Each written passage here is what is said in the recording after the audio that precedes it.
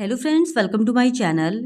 आज के इस वीडियो में हम लोग यूपी ट्रिपल एससी द्वारा आयोजित पेट के एग्जाम में पूछे गए प्रीवियस ईयर क्वेश्चन पेपर को आपके साथ डिस्कस करेंगे, वो भी यूथ कंपटीशन टाइम्स के बुक के अकॉर्डिंग। और इसके पहले की वीडियोस में भी हमने पेट के एग्जाम में पूछे गए प्रीवियस ईयर क्वेश्चन पेपर्स को आपके साथ डिस्कस किया है। अगर अभी तक आपने उन वीडियोज़ को नहीं देखा है तो उन वीडियोज़ का लिंक आपको डिस्क्रिप्शन बॉक्स में मिल जाएगा, आप उसे जाके देख सकते हैं।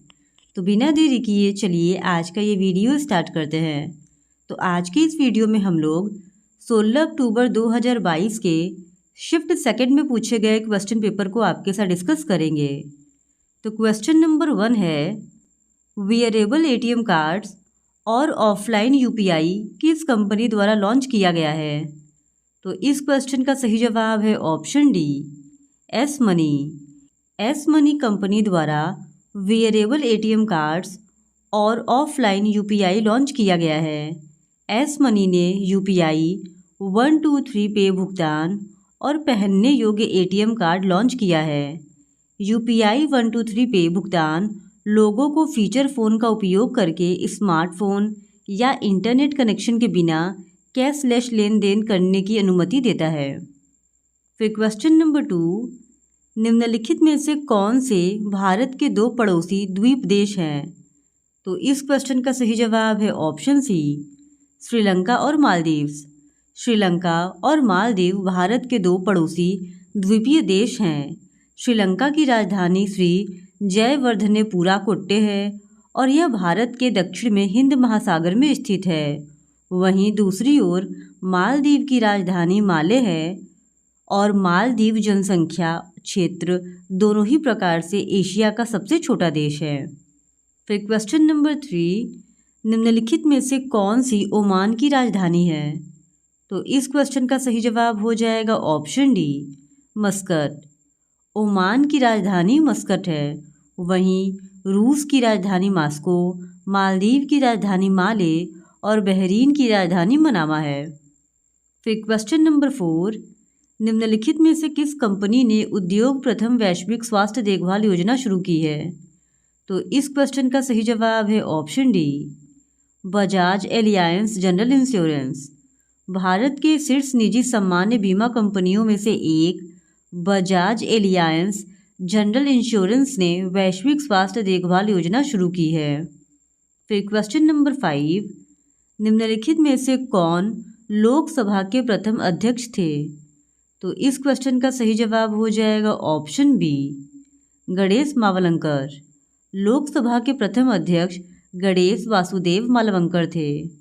फिर क्वेश्चन नंबर 6, भारत में अंतर्राष्ट्रीय श्रमिक दिवस किस दिन मनाया जाता है? तो इस क्वेश्चन का सही जवाब है ऑप्शन सी, 1 मई। भारत में श्रमिक दिवस 1 मई को मनाया जाता है, जिसे अंतर्राष्ट्रीय मजदूर दिवस के नाम से भी जाना जाता है। और मजदूर दिवस मनाने की शुरुआत 1 मई 1886 ईस्वी से हुई, जब अमेरिका की मजदूर यूनियनों ने काम का समय 8 घंटे से अधिक न रखे जाने के लिए हड़ताल की थी। फिर क्वेश्चन नंबर 7, निम्नलिखित में से किस शहर को राजस्थान का सफ़ेद शहर कहा जाता है? तो इस क्वेश्चन का सही जवाब है ऑप्शन सी, उदयपुर। उदयपुर को राजस्थान का सफ़ेद शहर कहा जाता है। उदयपुर को ही पूर्व का वेनिस भी कहा जाता है। मेवाड़ की राजधानी उदयपुर की स्थापना 1559 में महाराणा उदय सिंह ने की थी। फिर क्वेश्चन नंबर 8, निम्नलिखित में से डैश एक केंद्र शासित प्रदेश की राजधानी नहीं है? तो इस क्वेश्चन का सही जवाब है ऑप्शन सी, आइजोल। आइजोल भारत के मिजोरम राज्य की राजधानी है और मिजोरम की स्थापना 21 जनवरी 1972 ईस्वी को हुई थी। बाकी के तीनों ऑप्शंस देश के केंद्र शासित प्रदेशों की राजधानी हैं। फिर क्वेश्चन नंबर 9, संयुक्त राज्य अमेरिका का राष्ट्रीय खेल है? तो इस क्वेश्चन का सही जवाब है ऑप्शन सी, बेसबॉल। संयुक्त राज्य अमेरिका का राष्ट्रीय खेल बेसबॉल है। वहीं चीन का राष्ट्रीय खेल टेबल टेनिस है, भारत का राष्ट्रीय खेल हॉकी है और बैडमिंटन मलेशिया का राष्ट्रीय खेल है। फिर क्वेश्चन नंबर 10, निम्नलिखित में से किस व्यक्ति ने हिंद स्वराज पुस्तक लिखी है? तो इस क्वेश्चन का सही जवाब है ऑप्शन डी, महात्मा गांधी ने। हिंद स्वराज पुस्तक महात्मा गांधी ने वर्ष 1909 ईस्वी में गुजराती भाषा में लिखी थी। फिर क्वेश्चन नंबर 11, हरित लेखांकन का अर्थ है डैश के आकलन को ध्यान में रखते हुए देश की राष्ट्रीय आय का मापन। तो इस क्वेश्चन का सही जवाब है ऑप्शन डी, प्रदूषण एवं पर्यावरण हानि। हरित लेखांकन यानी ग्रीन अकाउंटिंग का अर्थ है प्रदूषण एवं पर्यावरण हानि के आकलन को ध्यान में रखते हुए देश की राष्ट्रीय आय का मापन करना। यह राष्ट्रीय आय के आकलन की एक ऐसी विधि है जिसमें राष्ट्रीय उत्पाद की अभिवृद्धि में प्रयुक्त हुए प्रकृति प्रदत्त संसाधनों की 6 लागतों को राष्ट्रीय आय में से घटाया जाता है और इन प्राकृतिक संसाधनों की पुनः पूर्ति हेतु किए गए प्रयासों पर आई लागतों को भी सकल राष्ट्रीय उत्पाद में समायोजित किया जाता है। फिर क्वेश्चन नंबर 12, संगाई महोत्सव निम्नलिखित में से किस राज्य में आयोजित किया जाता है? तो इस क्वेश्चन का सही जवाब है ऑप्शन ए, मणिपुर में। संगाई महोत्सव मणिपुर राज्य में प्रत्येक वर्ष 21 से 30 नवंबर तक मनाया जाता है। इस महोत्सव का नाम वहाँ के राज्य पशु संगाई हिरण के नाम पर रखा गया है और इस महोत्सव का प्रारंभ वर्ष 2010 में हुआ था। इसका आयोजन राज्य पर्यटन विभाग द्वारा किया जाता है। फिर क्वेश्चन नंबर 13 to 17 तक के लिए हिंदी का एक अनुच्छेद दिया गया है और इस अनुच्छेद को पढ़कर पूछे गए प्रश्नों के उत्तर देने थे। तो ये रहा वो अनुच्छेद, आप चाहे तो इसका स्क्रीनशॉट भी ले सकते हैं। और क्वेश्चन नंबर 13 है, नेता क्यों नहीं चाहते कि लोग शिक्षित होकर अपने अधिकारों के प्रति जागरूक बने? सबसे सही तर्कयुक्त उत्तर कौन सा है? तो इस क्वेश्चन का सही जवाब है ऑप्शन डी, शिक्षित लोग अपने वोट की असली कीमत पहचानते हैं और जाति और धर्म के आधार पर बनाए गए नेताओं के समीकरणों को बिगाड़ देते हैं। फिर क्वेश्चन नंबर 14, निम्नलिखित में आज़ादी से पूर्व नेताओं की कौन सी विशेषता थी जो आज के नेताओं में दिखाई नहीं पड़ती? सबसे सही तर्कयुक्त उत्तर कौन सा है? तो इस क्वेश्चन का सही जवाब हो जाएगा ऑप्शन डी, आज़ादी से पूर्व के नेता देश की सेवा करने के लिए राजनीति में आते थे। फिर क्वेश्चन नंबर 15, ये नेता येन केन प्रकारेण साम दाम दंड और भेद नीतियों का प्रयोग करके अपने गंतव्य तक पहुंच जाते हैं। नेताओं का गंतव्य कौन सा है? सबसे सही तर्कयुक्त उत्तर कौन सा है? तो इस क्वेश्चन का सही जवाब है ऑप्शन बी, जनता द्वारा दिए गए वोटों से चुना जाना।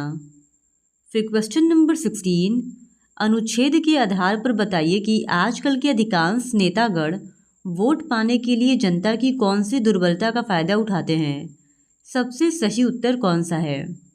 तो इस क्वेश्चन का सही जवाब है ऑप्शन डी, चुनाव जीतने के लिए जनता को मुफ्त की चीज़ें देने का वादा करते हैं।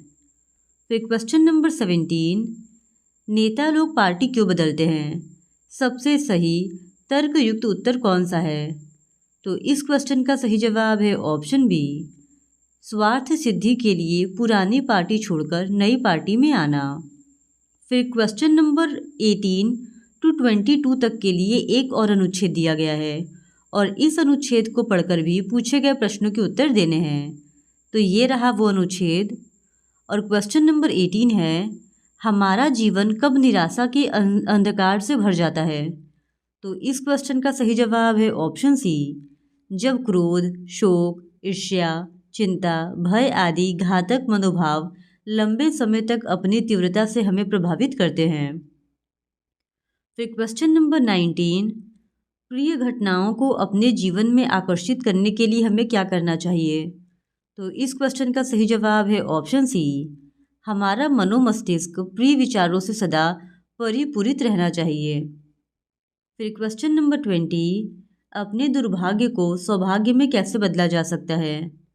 तो इस क्वेश्चन का सही जवाब है ऑप्शन सी, अपने मस्तिष्क के विचारों पर ध्यान देकर लगातार रचनात्मक विचारों द्वारा।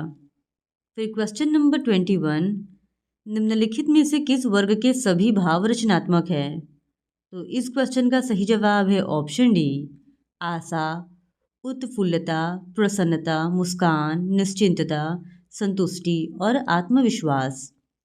फिर क्वेश्चन नंबर 22, हम कार्य सिद्धि और सफलता के बहुत पास कब होते हैं? तो इस क्वेश्चन का सही जवाब है ऑप्शन डी, जब हम आशा, उत्फुल्लता और आत्मविश्वास की ऊर्जा से ओतप्रोत होते हैं। फिर क्वेश्चन नंबर 23 टू 27 तक के लिए एक टेबल दिया गया है और इस टेबल को देखकर जो भी क्वेश्चंस पूछे गए हैं उनको सॉल्व करने थे। तो ये रहा वो टेबल और क्वेश्चन है, अंग्रेजी में सभी 7 छात्रों द्वारा प्राप्त लगभग औसत अंक कितने हैं? तो इस क्वेश्चन का सही जवाब है ऑप्शन सी, 89। फिर क्वेश्चन नंबर 24, सभी 6 विषयों में एहान द्वारा प्राप्त कुल अंक कितने हैं? तो इस क्वेश्चन का सही जवाब है ऑप्शन बी, 442। फिर क्वेश्चन नंबर 25, निम्न में से किस विषय में कुल प्रतिशत न्यूनतम है? तो इस क्वेश्चन का सही जवाब है ऑप्शन डी, गणित। फिर क्वेश्चन नंबर 26, ब्रिजेश का कुल प्रतिशत लगभग कितना है? तो इस क्वेश्चन का सही जवाब है ऑप्शन सी, 78%। फिर क्वेश्चन नंबर 27, सभी विषयों में 60% या उससे अधिक अंक प्राप्त करने वाले छात्रों की संख्या कितनी है? तो इस क्वेश्चन का सही जवाब है ऑप्शन सी, 2। फिर क्वेश्चन नंबर 28 टू 32 तक के लिए एक और टेबल दिया गया है और इसको भी पढ़कर पूछे गए क्वेश्चंस को सॉल्व करने हैं। तो इंस्ट्रक्शन है, निम्न तालिका का सावधानीपूर्वक अध्ययन कीजिए और प्रश्नों के उत्तर दीजिए। पूर्व के वर्षों में कंपनी एक्स द्वारा निर्मित हजारों में 5 प्रकार की कारों ABCDE की संख्या के आंकड़े नीचे दिए गए हैं। तो यहाँ पे ये टेबल दिया गया है जिसमें ABCDE 5 प्रकार के कारों का विभिन्न वर्षों में जो भी निर्माण हुआ है वो दिखाया गया है। तो क्वेश्चन है, वर्ष 2016 से 2021 तक कार ए के उत्पादन में अनुमानित वृद्धि कितने प्रतिशत की थी? तो इस क्वेश्चन का सही जवाब है ऑप्शन डी, 10.87%। फिर क्वेश्चन नंबर 29, पिछले वर्षों में किस प्रकार की कार के उत्पादन में सतत वृद्धि दर्ज की गई? तो इस क्वेश्चन का सही जवाब है ऑप्शन बी, इनमें से कोई नहीं। फिर क्वेश्चन नंबर 30, वर्ष 2016 से 2021 के दौरान एक्स कंपनी द्वारा निम्नलिखित कारों में से किस प्रकार की कार की संख्या अधिकतम है? तो इस क्वेश्चन का सही जवाब है ऑप्शन बी, ए। फिर क्वेश्चन नंबर 31, वर्ष 2018 से 2021 के दौरान कार डी के उत्पादन में लगभग कितने प्रतिशत की कमी हुई? तो इस क्वेश्चन का सही जवाब है ऑप्शन सी, 4.35%। फिर क्वेश्चन नंबर 32, वर्ष 2016 में कार ई का उत्पादन वर्ष 2019 में कार बी के उत्पादन का लगभग कितने प्रतिशत था? तो इस क्वेश्चन का सही जवाब हो जाएगा ऑप्शन बी, 53.5%। फिर क्वेश्चन नंबर 33 टू 37 तक के लिए एक पाई चार्ट दिया गया है और इस पाई चार्ट को देखकर पूछे गए क्वेश्चंस को सॉल्व करने हैं। तो इंस्ट्रक्शन है, निम्न चार्ट एक पुस्तक के प्रकाशन में किए गए खर्च का प्रतिशत विवरण दर्शाता है। पाई चार्ट का अध्ययन कीजिए और उस पर आधारित प्रश्नों के उत्तर दीजिए। तो ये रहा पाई चार्ट और एक बुक को पब्लिश करने में कितने एक्सपेंडिचर किस तरह से डिस्ट्रीब्यूट किए गए हैं वो ये दर्शा रहा है। अब क्वेश्चन है कि संवर्धन लागत पर किए गए खर्च के अनुरूप खंड का केंद्रीय कोण क्या है? तो इस क्वेश्चन का सही जवाब हो जाएगा ऑप्शन ए, 18 डिग्री। फिर क्वेश्चन नंबर 34, पुस्तक का मूल्य लागत मूल्य से 20% ऊपर अंकित किया गया है। यदि पुस्तक का अंकित मूल्य 160 रुपये है तो पुस्तक की एक प्रति में उपयोग किए गए कागज की लागत क्या है?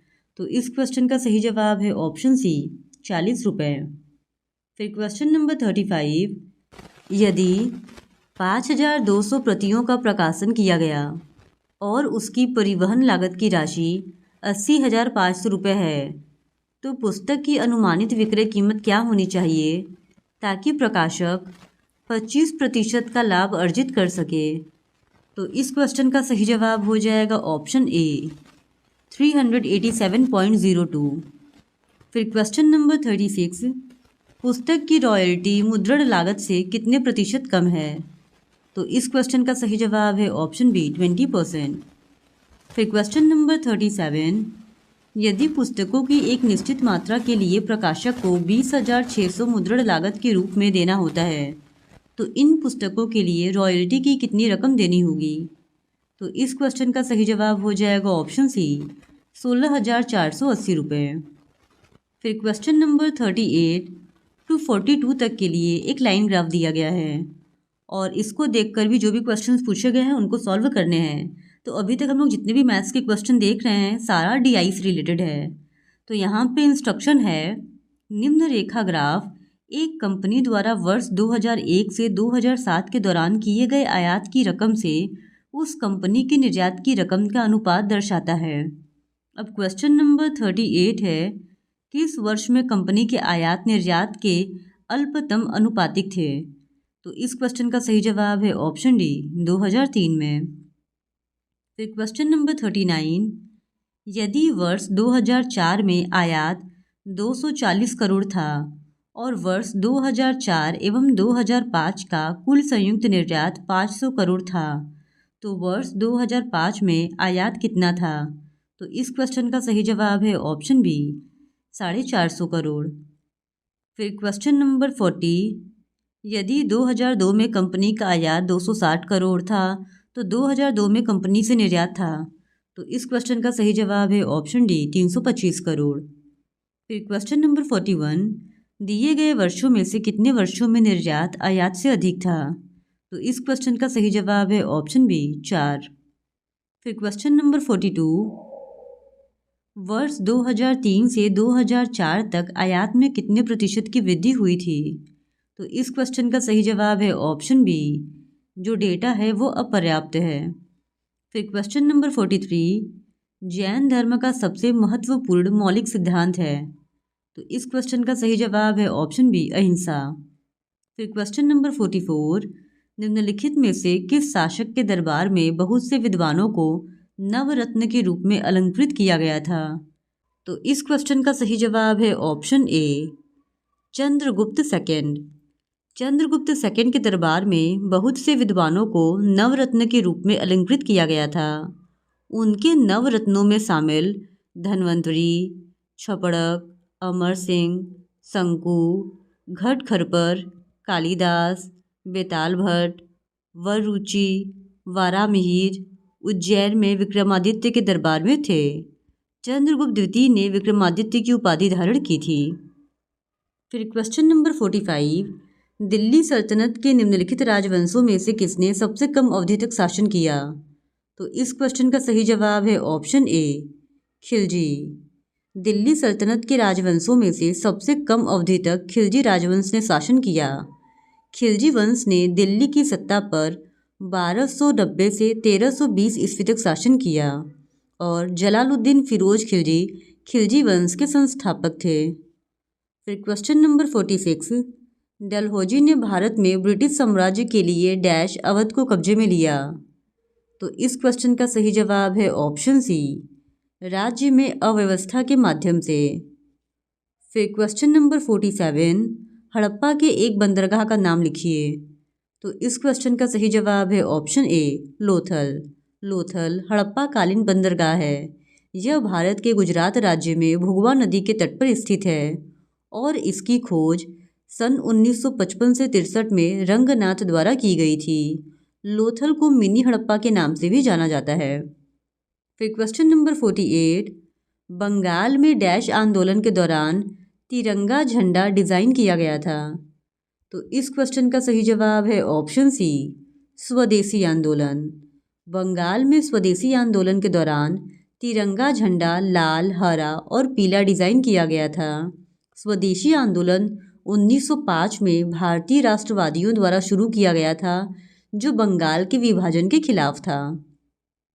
फिर क्वेश्चन नंबर 49, खलीफा की अस्थायी शक्तियों की रक्षा के लिए मार्च डैश में बॉम्बे में एक खिलाफत समिति का गठन किया गया था। तो इस क्वेश्चन का सही जवाब है ऑप्शन ए 1919। खिलाफत समिति का गठन मार्च 1919 में बम्बई में हुआ था। खिलाफत समिति का गठन हकीम अजमल खान, मौलाना आज़ाद, अली भाइयों और हजरत मोहानी के नेतृत्व में किया गया था और महात्मा गांधी की सलाह पर खिलाफत समिति ने असहयोग की नीति अपनाई थी। फिर क्वेश्चन नंबर 50, भारत सरकार अधिनियम 1935 के अनुसार मुख्य न्यायाधीश के साथ कितने न्यायाधीशों की नियुक्ति की गई थी? तो इस क्वेश्चन का सही जवाब है ऑप्शन सी 6। भारत सरकार अधिनियम 1935 के द्वारा एक संघीय न्यायालय की स्थापना हुई। यह दिल्ली में स्थित था तथा भारत का पहला उच्च न्यायालय था। इसमें एक मुख्य न्यायाधीश, 6 अन्य न्यायाधीश होते थे। भारतीय संघीय न्यायालय के पहले मुख्य न्यायाधीश मॉरिस गोयर थे। तो क्वेश्चन नंबर 51 है, निम्नलिखित में से किनके द्वारा 1857 की क्रांति की शुरुआत की गई थी? तो इस क्वेश्चन का सही जवाब है ऑप्शन ए, सिपाहियों के द्वारा। 1857 की क्रांति की शुरुआत सिपाहियों के द्वारा की गई थी। इतिहास में इस क्रांति की शुरुआत 10 मई 1857 से मानी जाती है और इस क्रांति की शुरुआत मेरठ से हुई थी और धीरे धीरे कानपुर, बरेली, झांसी, दिल्ली, अवध आदि स्थानों तक फैल गई थी। फिर क्वेश्चन नंबर 52, अरावली पर्वत श्रेणी में सबसे ऊंचा शिखर कौन सा है? तो इस क्वेश्चन का सही जवाब है ऑप्शन सी, गुरु शिखर। अरावली पर्वत श्रेणी में सबसे ऊंची चोटी गुरु शिखर है। अरावली पर्वत का पश्चिमी भाग मारवाड़ और पूर्वी भाग मेवाड़ कहलाता है। अरावली की अधिकतम ऊंचाई माउंट आबू के गुरु शिखर में मिलती है, जबकि नीलगिरी की अधिकतम ऊंचाई डोडा बेट्टा में मिलती है। फिर क्वेश्चन नंबर 53, ग्रीष्मकाल में उत्तरी मैदानों में बहने वाली पवन कहलाती है।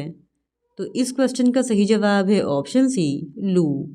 ग्रीष्म ऋतु में उत्तरी मैदानों में बहने वाली पवन को लू कहा जाता है। यह गर्मियों में उत्तर पूर्व या पश्चिम से पूर्व दिशा में चलती है। लू की वजह से तापमान में भारी वृद्धि होती है, जो लगभग 45 डिग्री सेल्सियस तक पहुंच जाती है और इस प्रकार की उष्ण हवाएं प्रायः मई और जून के महीने में ही चलती हैं। फिर क्वेश्चन नंबर 54, भारत की मानक याम्योत्तर रेखा है। तो इस क्वेश्चन का सही जवाब है ऑप्शन ए, 82 डिग्री 30 पूर्व देशांतर। फिर क्वेश्चन नंबर 55, निम्नलिखित में से कौन सी घटना की प्रतिक्रिया में भारत छोड़ो आंदोलन चलाया गया था? तो इस क्वेश्चन का सही जवाब है ऑप्शन डी, क्रिप्स मिशन की विफलता। क्रिप्स मिशन की विफलता के कारण भारत छोड़ो आंदोलन चलाया गया था। फिर क्वेश्चन नंबर 56, कौन सा सबसे ऊंचा भारतीय शिखर है? तो इस क्वेश्चन का सही जवाब है ऑप्शन ए, कंचनजंगा। फिर क्वेश्चन नंबर 57, नई आर्थिक नीति को सामान्यतः विकास के डैश मॉडल के रूप में भी जाना जाता है। तो इस क्वेश्चन का सही जवाब है ऑप्शन सी, एलपीजी। नई आर्थिक नीति को सामान्यतः विकास के एलपीजी यानी कि liberalisation, privatisation and globalisation model के रूप में भी जाना जाता है और नई आर्थिक नीति का तात्पर्य भारतीय अर्थव्यवस्था को संकट से उबारने के लिए 1991 में अपनाई गई नीतियों से है, जिस समय हमारे देश के प्रधानमंत्री पीवी नरसिम्हा राव थे और वित्त मंत्री डॉक्टर मनमोहन सिंह जी थे। फिर क्वेश्चन नंबर 58, कोई भी कंपनी एक सरकारी कंपनी है यदि उसमें कम से कम डैश प्रदत्त पूंजी सरकार के अधिकार में होती है। तो इस क्वेश्चन का सही जवाब है ऑप्शन ए, 51%। कोई भी कंपनी एक सरकारी कंपनी है यदि उसमें कम से कम 51% प्रदत्त पूंजी सरकार के अधिकार में होती है। फिर क्वेश्चन नंबर 59, उत्तर प्रदेश के निम्नलिखित में से किस जिले में नैमिषारण्य तीर्थ स्थान अवस्थित है? तो इस क्वेश्चन का सही जवाब है ऑप्शन सी, सीतापुर में। नैमिषारण्य तीर्थ स्थान सीतापुर जिले में अवस्थित है। यह गोमती नदी के बाएं तट पर स्थित एक प्रसिद्ध हिंदू तीर्थ है। पुराणों तथा महाभारत में वर्णित नैमिषारण्य वह पुण्य स्थान है जहाँ सहस्त्र ऋषिश्वरों को वेदव्यास के शिष्य सूत ने महाभारत तथा पुराणों की कथा सुनाई थी। फिर क्वेश्चन नंबर 60, डैश कृषि तथा ग्रामीण क्षेत्रों को वित्त पोषण करने वाली एक केंद्रीय या शीर्ष संस्था है। तो इस क्वेश्चन का सही जवाब है ऑप्शन सी, नाबार्ड। नाबार्ड कृषि तथा ग्रामीण क्षेत्रों को वित्त पोषण प्रदान करने वाली एक केंद्रीय संस्था है।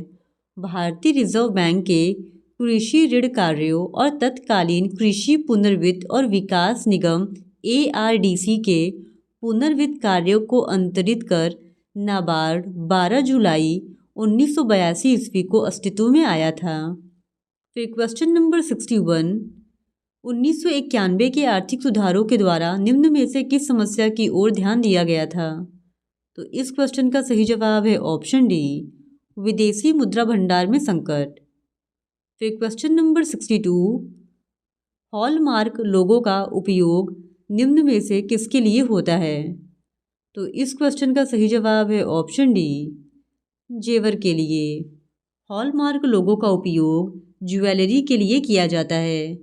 एक हॉलमार्क एक आधिकारिक चिन्ह या धातु से बनी वस्तुओं पर अंकित चिन्हों की श्रृंखला है जो ज़्यादातर महान धातुओं की सामग्री को प्रमाणित करने के लिए होती है, जैसे प्लेटिनम, चांदी, सोना। फिर क्वेश्चन नंबर 63, डैश वे आदर्श हैं जिन्हें राज्य को नीतियों या निर्माण करते समय ध्यान में रखना चाहिए। तो इस क्वेश्चन का सही जवाब है ऑप्शन डी, राज्य के नीति निर्देशक सिद्धांत। DPSP वे आदर्श हैं जिन्हें राज्य को नीतियों का निर्माण करते समय ध्यान में रखना चाहिए। राज्य के नीति निर्देशक तत्व भारतीय संविधान के भाग 4 में अनुच्छेद 36 से 51 तक उल्लिखित हैं। इन्हें आयरलैंड के संविधान से ग्रहण किया गया है और आयरलैंड ने इसे स्पेन के संविधान से लिया था।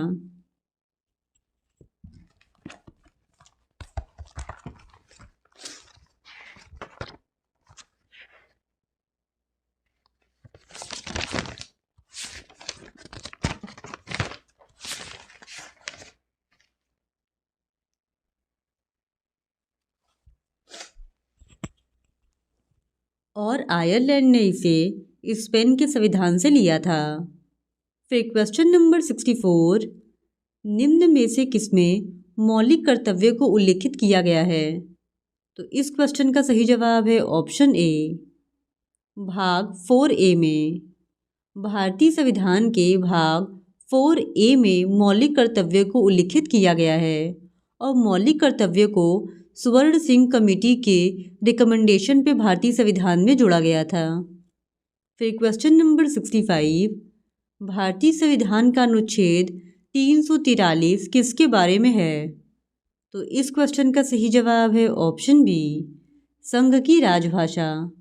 भारतीय संविधान के भाग 17 में अनुच्छेद 343 से 351 तक राजभाषा का प्रावधान किया गया है।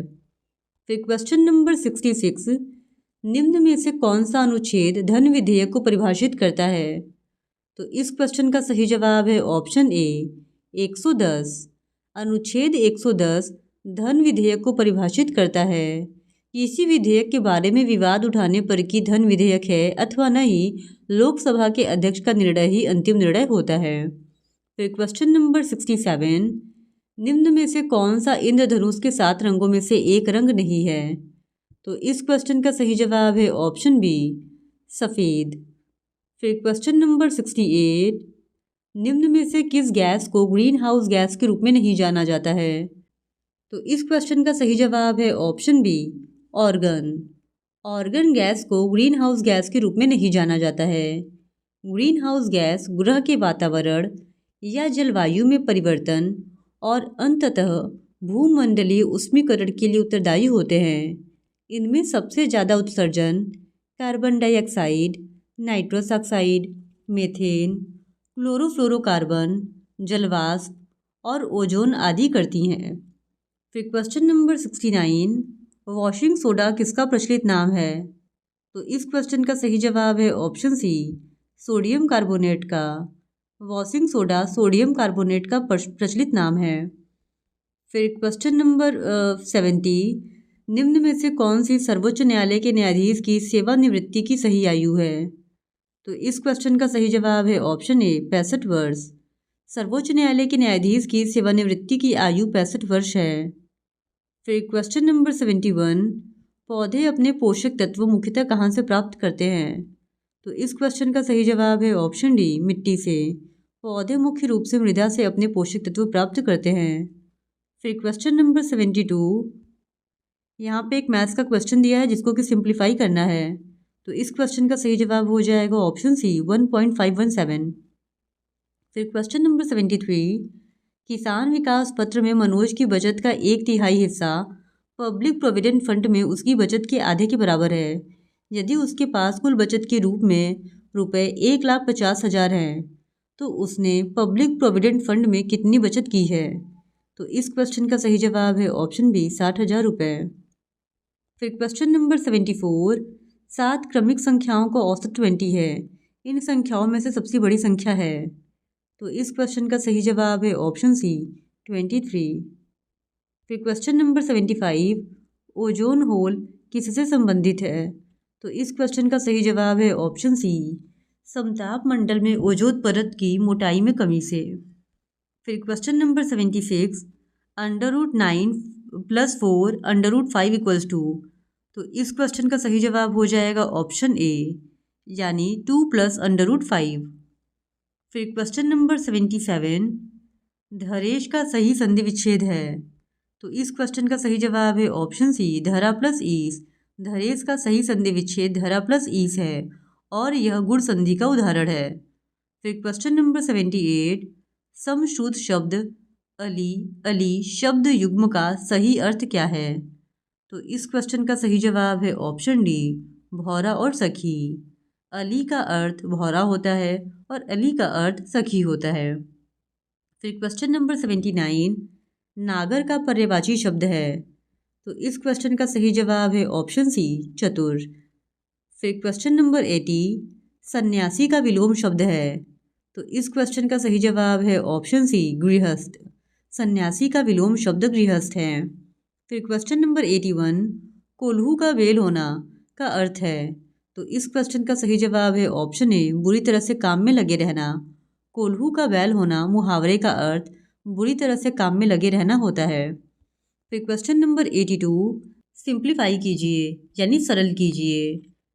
76 + 84 का होल स्क्वायर -76 - 84 का whole square divided by 76 × 84 equals to question mark. तो इस क्वेश्चन का सही जवाब है ऑप्शन ए 4। फिर क्वेश्चन नंबर 83, क्वेश्चन नंबर 83 और 84 के लिए एक पैसेज दिया गया है इंग्लिश का और इस पैसेज को पढ़कर जो भी क्वेश्चन पूछे गए हैं उसको सॉल्व करने हैं। तो ये रहा वो पैसेज और क्वेश्चन नंबर 83 है where did Joe meet Carmen. तो इस क्वेश्चन का सही जवाब है ऑप्शन बी मार्केट। फिर question number 84, Joe's mother did not want him to go to public school because. तो इस क्वेश्चन का सही जवाब है option C Joe would get distracted by girls. फिर question number 85, choose the correct synonym random. तो इस क्वेश्चन का सही जवाब है ऑप्शन सी एक्सीडेंटल। रैंडम मतलब होता है आकस्मिक और रैंडम का जो सिनोनिम यानी कि पर्यायवाची होगा वो होगा एक्सीडेंटल। एक्सीडेंटल का मतलब भी होता है आकस्मिक या अचानक से। फिर question number 86, give one word substitute of sensitiveness to the action of a particular food. तो इस क्वेश्चन का सही जवाब है ऑप्शन ए एलर्जी। फिर क्वेश्चन नंबर 87, फाल्गुनी की ओर इशारा करते हुए हार्दिक ने कहा इनके इकलौते भाई का पुत्र मेरी पत्नी का भाई है। फाल्गुनी किस प्रकार हार्दिक से संबंधित है? तो इस क्वेश्चन का सही जवाब है ऑप्शन ए ससुर की बहन है। फिर क्वेश्चन नंबर 88, दिए गए विकल्पों में से असंगत का चयन कीजिए। तो इस क्वेश्चन का सही जवाब है ऑप्शन सी 4125। फिर क्वेश्चन नंबर 89, 8:20 एक घड़ी के घंटे की सुई और मिनट की सुई के बीच का कोण ज्ञात कीजिए। तो इस क्वेश्चन का सही जवाब है ऑप्शन ए 130 डिग्री। फिर question number 90, choose the correct antonym beautiful. तो इस क्वेश्चन का सही जवाब है ऑप्शन डी अगली। ब्यूटीफुल मतलब होता है सुंदर और अगली मतलब होता है भद्दा या बदसूरत और एंटोनिम मतलब होता है विलोम। तो इस तरह ब्यूटीफुल यानी कि सुंदर का विलोम हो जाएगा अगली यानी कि भद्दा। फिर क्वेश्चन नंबर 91, यदि स्कीम को TDIFNF के रूप में कूटित किया जाता है तो वंडर के लिए कूट क्या है? तो इस क्वेश्चन का सही जवाब हो जाएगा ऑप्शन डी, XPOEFS। फिर क्वेश्चन नंबर 92, निम्नलिखित प्रश्न में 2 कथन दिए गए हैं और उसके 4 निष्कर्ष 1, 2, 3 एवं 4 दिए गए हैं। उस निष्कर्ष का चयन कीजिए जो तार्किक रूप से दिए गए कथनों का अनुसरण करते हों। कथन है कोई दरवाज़ा कुत्ता नहीं है, सभी कुत्ते बिल्लियां हैं। निष्कर्ष 1 है कोई दरवाज़ा बिल्ली नहीं है, कोई बिल्ली दरवाज़ा नहीं है, कुछ बिल्लियां कुत्ते हैं, सभी बिल्लियां कुत्ते हैं। तो इस क्वेश्चन का सही जवाब हो जाएगा ऑप्शन सी, यानी केवल निष्कर्ष 3 जो कथन है उसका फॉलो करता है। फिर क्वेश्चन नंबर 93, भारतीय तकनीकी MSE हेतु निवेश को आकर्षित करने के लिए नासकॉम ने डैश सरकार की एजेंसी के साथ साझेदारी की है। तो इस क्वेश्चन का सही जवाब है ऑप्शन ए, ऑस्ट्रेलिया। नासकॉम एक गैर लाभकारी औद्योगिक संघ है जो भारत में IT सेक्टर के लिए सर्वोच्च निकाय है। वर्ष 1988 में स्थापित नासकॉम के महत्वपूर्ण प्रयासों के कारण भारत में IT और BPO यानी बिजनेस प्रोसेस आउटसोर्सिंग उद्योग में काफ़ी सहयोग मिल रहा है। भारतीय तकनीकी MSE हेतु निवेश को आकर्षित करने के लिए नासकॉम ने ऑस्ट्रेलिया की सरकार की एजेंसी के साथ साझेदारी की है। फिर क्वेश्चन नंबर 94, सरकार के स्वामित्व वाली रोसाटोम ने हाल ही में भारत के कुडनकुलम संयंत्र को दीर्घ ईंधन चक्र वाले उन्नत N ईंधन की आपूर्ति की। तो इस क्वेश्चन का सही जवाब है ऑप्शन डी, रूस। रूस सरकार के स्वामित्व वाली रोसाटोम ने हाल ही में भारत के कुडनकुलम संयंत्र को दीर्घ ईंधन चक्र वाले उन्नत N ईंधन की आपूर्ति की। फिर क्वेश्चन नंबर 95, राष्ट्रीय खाद्य सुरक्षा अधिनियम के राज्य रैंकिंग सूचकांक में सामान्य श्रेणी के राज्यों में डैश राज्य शीर्ष पर है। तो इस क्वेश्चन का सही जवाब है ऑप्शन डी, उड़ीसा। राष्ट्रीय खाद्य सुरक्षा अधिनियम के राज्य रैंकिंग सूचकांक में सामान्य श्रेणी के राज्यों में उड़ीसा राज्य शीर्ष पर है। इसके बाद उत्तर प्रदेश और आंध्र प्रदेश क्रमशः दूसरे और तीसरे स्थान पर हैं। फिर क्वेश्चन नंबर 96, निम्न में से कौन से देश 12U2 ग्रुपिंग से संबंधित हैं? तो इस क्वेश्चन का सही जवाब है ऑप्शन ए, भारत, इजराइल, UAE, USA। फिर क्वेश्चन नंबर 97, निम्न में से किस राज्य में भारत के प्रथम अमृत सरोवर का उद्घाटन किया गया? तो इस क्वेश्चन का सही जवाब है ऑप्शन डी, उत्तर प्रदेश। भारत के प्रथम अमृत सरोवर का उद्घाटन उत्तर प्रदेश राज्य में किया गया। फिर क्वेश्चन नंबर 98, निम्नलिखित में से किस राज्य में हाल ही में यूरेनियम खनन भंडार पाए गए हैं? तो इस क्वेश्चन का सही जवाब है ऑप्शन डी, राजस्थान। राजस्थान में हाल ही में यूरेनियम खनन भंडार पाए गए हैं और देश में सबसे ज़्यादा यूरेनियम के भंडार आंध्र प्रदेश और झारखंड में हैं। यूरेनियम दुनिया के दुर्लभ खनिजों में से एक माना जाता है। परमाणु ऊर्जा के लिए यह काफ़ी उपयोगी साबित होता है। फिर क्वेश्चन नंबर 99, निम्नलिखित में से किस राज्य के दीमापुर में केंद्रीय मंत्री नरेंद्र सिंह तोमर द्वारा कृषि और किसान कल्याण के लिए शहद परीक्षण प्रयोगशाला शुरू की गई है? तो इस क्वेश्चन का सही जवाब है ऑप्शन डी, नागालैंड। केंद्रीय मंत्री नरेंद्र सिंह तोमर द्वारा कृषि और किसान कल्याण के लिए शहद परीक्षण प्रयोगशाला नागालैंड राज्य में शुरू की गई है। फिर question number 100, doctor Rajendra Prasad स्मृति पुरस्कार निम्नलिखित में से किस क्षेत्र से संबंधित है? तो इस क्वेश्चन का सही जवाब है ऑप्शन डी, लोक प्रशासन। डॉक्टर राजेंद्र प्रसाद स्मृति पुरस्कार लोक प्रशासन क्षेत्र से संबंधित है और डॉक्टर जितेंद्र सिंह ने अकादमिक उत्कृष्टता के क्षेत्र में लोक प्रशासन में doctor Rajendra Prasad memorial award की स्थापना की थी। तो इस तरह आज की इस वीडियो में हमने पेट के एक और प्रीवियस ईयर क्वेश्चन पेपर को आपके साथ डिस्कस कर लिया है। और अगर आप इसी तरह पेट के और भी ज़्यादा प्रीवियस ईयर क्वेश्चन पेपर्स को देखना चाहते हैं तो please do subscribe to my channel and like this video. Thank you very much.